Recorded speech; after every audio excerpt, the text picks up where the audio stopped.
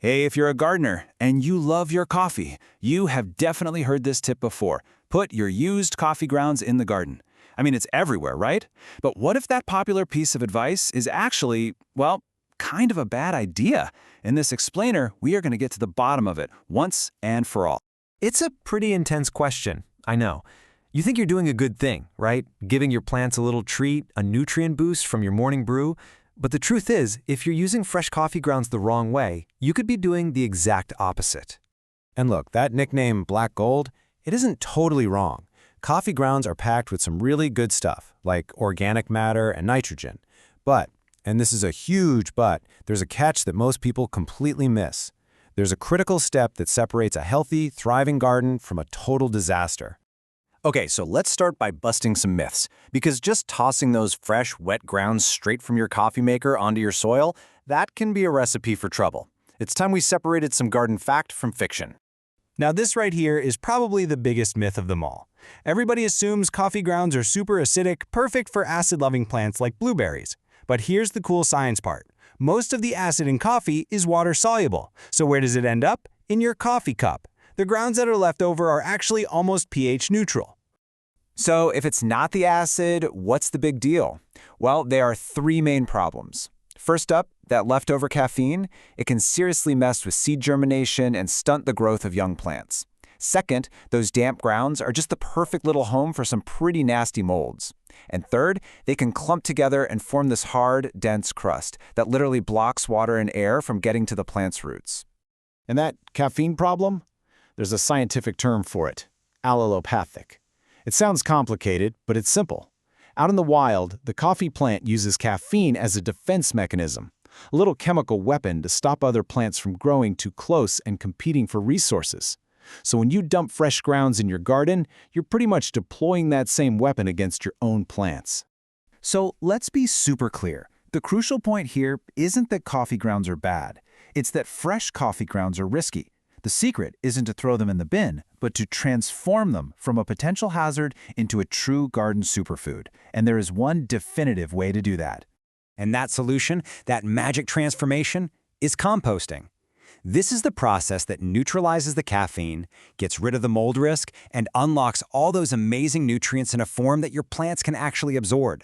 This is how you create the real black gold. And you know what? It's not nearly as complicated as it sounds.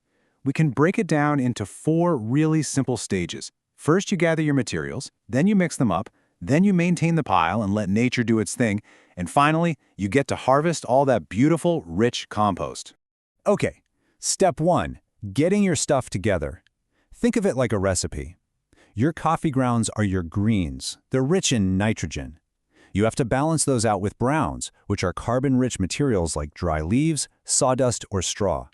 And if you want to supercharge the process, we recommend adding a microbial activator and maybe a little molasses to give those microbes a snack. Now this slide is absolutely key. If you're going to remember one thing about the process, make it this ratio.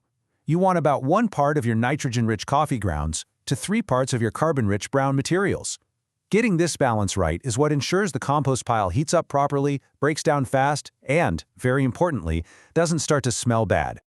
Now, if you really want to take your compost to the next level, trichoderma is your secret weapon. This isn't just any fungus. It's a super beneficial microbe that acts like an accelerator for your compost pile. It helps break everything down faster, and just as importantly, it actually attacks and destroys the harmful molds that love to grow in fresh browns. It's a game changer.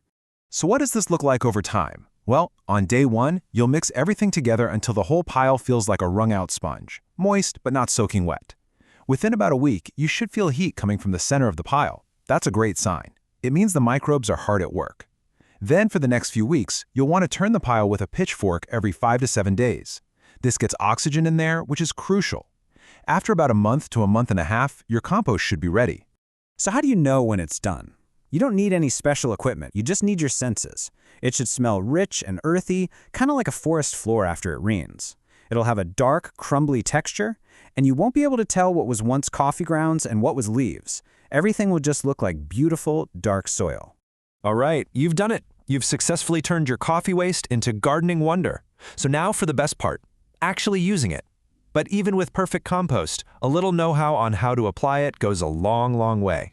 This is a super handy guide to keep in mind. Your compost is going to be amazing for leafy greens like lettuce and kale. They absolutely love that high nitrogen content for growing big leaves. It's also great for root veggies like carrots because it helps create a nice, loose soil structure. But you want to be a little more cautious with things like tomatoes and peppers, and you should totally avoid using it near really young seedlings or beans as they can still be pretty sensitive. And when you do apply it, remember, you don't need to go crazy. This stuff is potent. If you're making a potting mix, you only want it to be about 10 to 20% of the total mix. If you're just top dressing plants that are already in the ground, a handful or two around the base is perfect. The key is that a little bit of this black gold goes a very long way. And here's a little pro tip for you. If you have plants that need a quick boost, especially those leafy greens, you can make what's called compost tea. Just soak a couple of handfuls of your finished compost in a bucket of water for a day or two, strain out the solids, and use that liquid to water your plants. It's like an instant, all-natural liquid fertilizer. So, if you only take one thing away from this whole explainer, let it be this simple mantra. The whole process boils down to these three things.